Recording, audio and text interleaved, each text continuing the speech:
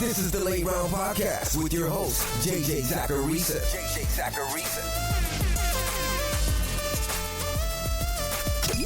What's up, everyone? It's JJ Zacharisa, and this episode 859 of the Late Round Fantasy Football Podcast, sponsored by FanDuel.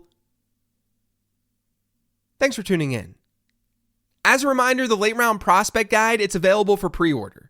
This year's guide, it's going to be a little different than what you've gotten over the last 2 years, which is when I started publishing the guide. I revamped the prospect models, and this year, I'll be sharing my tight end model. On top of that, you get scores for every relevant prospect at running back, wide receiver, and tight end, and there's an entire section on the year 2 model for running backs and wide receivers. And if you're a nerd, I lay out what goes into these models. I'm trying to be as transparent as possible with my process. You can pre-order it right now for $11.99 over on lateround.com. When the guide publishes in March, that price is going to rise to $14.99. Now, today's a mailbag show, and I'll be honest, I didn't get a ton of questions that were relevant for the show. But this is also why I love the off-season, because I can take questions and I can do deep dives on those questions. There are just 3 of them this week, but it's the length of a normal mailbag episode because I can dig deep. So let's do it. The first question this week is from Twitter. It's from @MTNGarrett. It says, Jayden Reed looked the part, and he produced when he had a leading role. With everyone healthy, it seemed he had a smaller role as they spread the ball out more. Would you consider him as a sell high at this point? So this isn't wrong, especially when Christian Watson was active. In games with Christian Watson during the regular season, Reed averaged a 14.6% target share per game rate. That rose 7 full percentage points when Watson was inactive. And his PPR points per game in this split was 11.3 versus 16.5. That's just one example of Reed's numbers being influenced by others in that offense. And it was no different in the playoffs. But here's the thing, and this is something that I'm always going to bring up when we're talking about buying and selling players. When you buy and sell a guy, it depends entirely on the market. If Jayden Reed was being valued as the second best wide receiver in Dynasty, then yes, he'd be an obvious sell. If he was being valued as the 60th best wideout in Dynasty, then he'd be an obvious buy. If you look at keeptradecut.com, he's currently being valued at wide receiver 24. He's 1 spot ahead of Deebo Samuel. He's 1 behind DK Metcalf. Someone like Rashee Rice, Zay Flowers, other rookies from this class, they're ranked at wide receiver 18 and wide receiver 19. Which is a relatively decent margin when you're talking about higher end wide receivers. Now, do I think that's a fair ranking? Technically, that's about where I had Jayden Reed in my most recent Dynasty Rankings update. I do Dynasty Rankings updates on the Patreon at the beginning of every month, which means I'm right in line with the market, which means I'm not looking necessarily to buy or sell. Now, anyone who listened to my prospecting advice last year knows that I'm a big fan of Jayden Reed's, and he had a very good season as a rookie. His year 2 score, and the year 2 model did change slightly year over year, but his year 2 score, it sits at 94.4. That's out of 100. A score of 94.4 is really good, and it tells us that he's likely going to be a really solid contributor, but maybe not be a completely elite asset. Puka Nacua, for instance, has a 99 score. I think most of us would agree with that. And for the record, the year 2 model, it's looking to project how well a player is going to perform in year 2 and year 3 of his NFL career. It's based off of his prospect score, along with some rookie season numbers. All of that's going to be in the prospect guide. Now, when you look at his peripherals last year, they were great. He had a yards per route run rate of 2.05, which among rookie wideouts since 2011 to have run 300 or more routes, that was the 17th best number. And you can check out the Late Round Fantasy Football Instagram page, by the way, at LateRoundFF for that top 20 list. To be on that list, to be top 20 as a rookie in yards per route run since 2011, that's impressive. It's filled with very good wide receivers. Now, the downside here is that I do think Green Bay has a lot of legit options in that offense now. Last year's draft, they did a really good job. And they have Romeo Doubs. He's an able body. Christian Watson, even if he doesn't hit his ceiling, he can still be a 15 to 18% target share player. Dontavian Wicks from last year's class, he had a really impressive rookie year. And both rookie tight ends from this past year look good too. Now, I'm someone who's going to tell you to buy into talent because talent creates opportunity. And I do believe that. But as I also like to say, If a team had Justin Jefferson, Tyreek Hill, Jamar Chase, Mark Andrews, and Garrett Wilson, each of those guys wouldn't be able to maintain a 25% target share. Competition still does matter to some degree. And we can use these hypothetical examples to help understand that.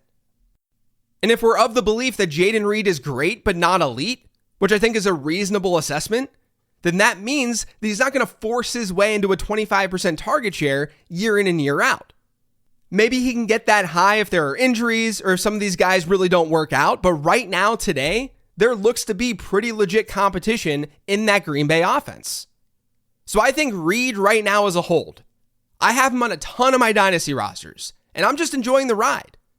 At this point, I don't think the masses are improperly valuing him, even with his rookie season splits.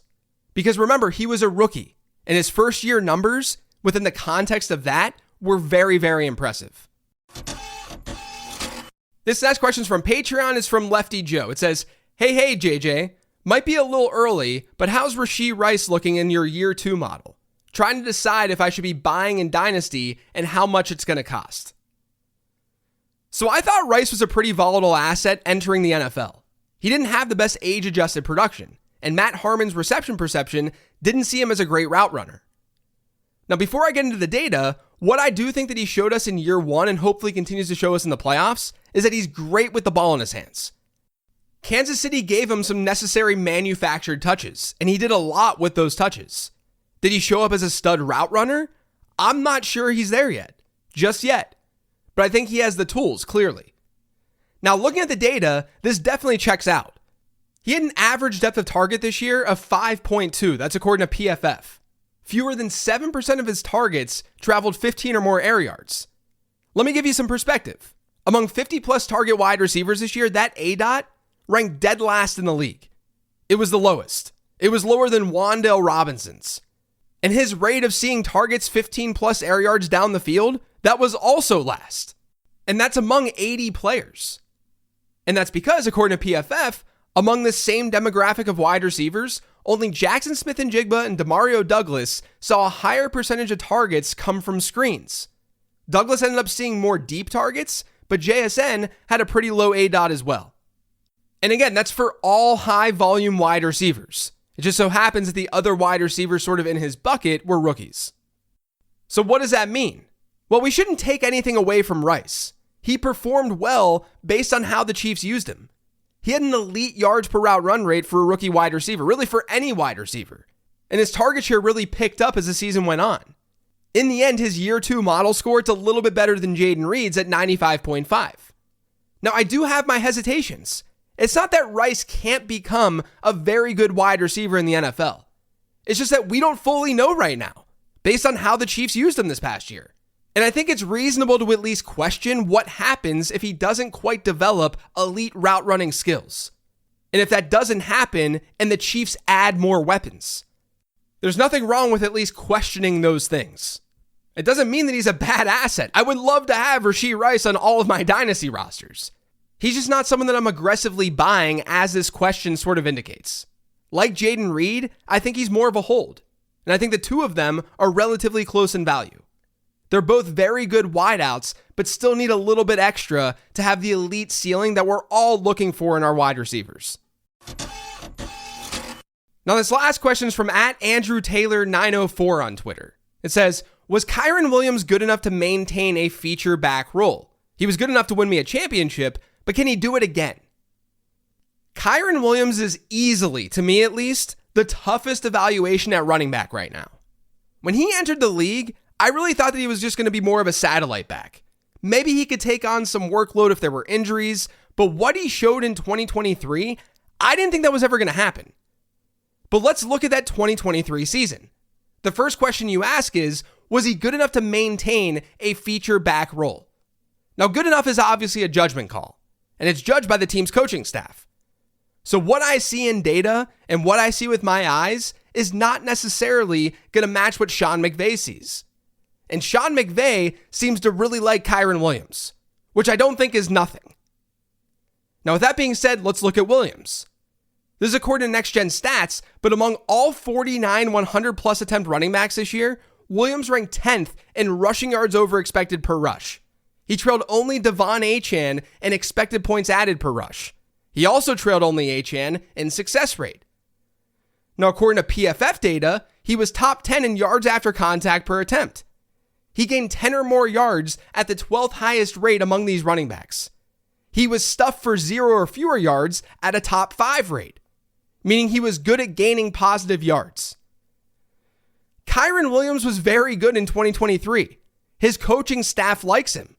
Those are the reasons to think, hey, Kyren Williams can just do this again in 2024. It's just not always that clean. First, a piece to his downside risk is that he didn't have that much competition. He saw a 78% running back rush share per game rate last year, which was a top 6 number in the league. He had a 12.3% target share per game rate. That's also really good. So he had bell cow usage when he was healthy, but he didn't stay healthy. He's a little bit undersized. So you have to wonder if the Rams add a body to that backfield this offseason to make sure that they keep Kyren Williams healthy and on the field. Even if Williams was still their bell cow, that extra body could dig into his numbers. Now, there's also this idea that a lot of the numbers that I mentioned, they're descriptive numbers. A lot of them are. Running back metrics are very reliant on team situation, more than other positions. And we see a little bit more volatility with them as a result. Now, you're also asking if Kyren can simply just do this again. He averaged 21.3 PPR points per game this past year. We usually only have 2 or 3 of those types of seasons each year.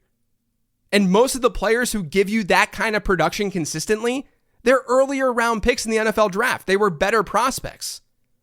Let me just give you an example of what I mean here. My prospect model tests everything against what I call B2S, or best 2 seasons. It looks at a player's first 3 years in the league, and it takes his top 2 seasons in PPR points per game and averages those out. So if a running back scored 8, 10, and then 12 PPR points per game across their first 3 years, the B2S would be 11, because I toss out that 8 number. And that's with a minimum games played of 8 each season. Now, my prospect database includes every running back that was drafted since 2011, along with any running back that went to the NFL Combine who was undrafted. So all NFL Combine running backs are basically in this database, and then every once in a while you get a guy who was drafted who wasn't at the NFL Combine. Among those players, and this is since 2011, and there's a lot of running backs in this database, but among the players who are either undrafted or who are drafted at pick 100 or later in the NFL draft, only 2 of them have a B2S above 18. So 2 running backs in the entire database who went undrafted or were drafted after pick 99, 2 running backs had 2 seasons during their first 3 in the league that averaged out in PPR points per game at 18 or above. Those 2 backs were James Conner and Devontae Freeman, and neither of them had a B2S above 19.5. So if you're buying into Kyren Williams doing the exact same thing in 2024 as he did in 2023, then you're definitely buying into history. Because it would mean that you think that he can match his per game output from this year. And that would give him by far the best B2S among any day 3 running back or undrafted running back since 2011. I think it's okay to think that he's going to be an outlier to some degree. It's not like many running backs are getting to 21 PPR points per game to begin with, especially ones who are day 3 picks. But beyond Kyren Williams, I don't think it's easy for any running back to repeat that kind of performance, in general. With all that being said, after going through this process of answering this question, I'm definitely more in on Kyren Williams than I thought that I would be. If you think about Kyren Williams in Dynasty, I think your best comps for him right now are Devontae Freeman, James Conner, and probably Aaron Jones. All 3 of those players were under 7 PPR points per game as rookies, but they ended up hitting a high B2S rate because of their second and third years in the league. There are 2 close-ish comps in CJ Anderson and Myles Gaskin, but neither of those players had a second season quite like Kyren Williams, not even close. Now, if you look at those original 3 running backs, Devontae Freeman, James Conner, and Aaron Jones, yeah, you could argue against Devontae Freeman having sustained success in the NFL. But at least the other 2 running backs, James Conner and Aaron Jones, they've had great careers. And if you look at the dynasty market, these running backs actually held value fairly well. They weren't elite, but they held value to a decent degree. Devontae Freeman, for instance, after his big year 2, he went from RB4 to then the RB5 to then the RB10. That's his 3-year stretch. That's according to dynastyleaguefootball.com and their ADP data. James Conner was RB10, then RB21, then RB33. That wasn't great. But Aaron Jones, RB17, then RB11, and then RB16. So Kyren Williams kind of looks like a Devontae Freeman type. He's currently RB5. So I'm surprising myself with this answer. I know you didn't ask for my dynasty take on him, but I'm a little bit more bullish than I expected. I don't think that I'd aggressively buy Kyren Williams right now because that price tag is pretty high. But I don't think I'd be actively selling him, especially if I had a win now team. But you should probably expect a little less production from him in 2024. That's just based on regression and being able to maintain that really high pace. And remember, there's a chance for some competition. Even still, based on how well he did in 2023 and this coaching staff seeming to like him, Williams should still be pretty good in 2024. That's it for today's show, though. Thanks to all of you for listening. If you yet subscribed to the Late Round Fantasy Football Podcast, make sure you are by searching for it pretty much anywhere podcasts can be found. And don't forget to follow me on Twitter @LateRoundQB. Thanks for listening, everyone. I'll be back on Tuesday with the episode on the things that I got right and whether I got lucky or not. An easier one for me to do than the one earlier this week. Enjoy your weekend, though. I'll talk to you then.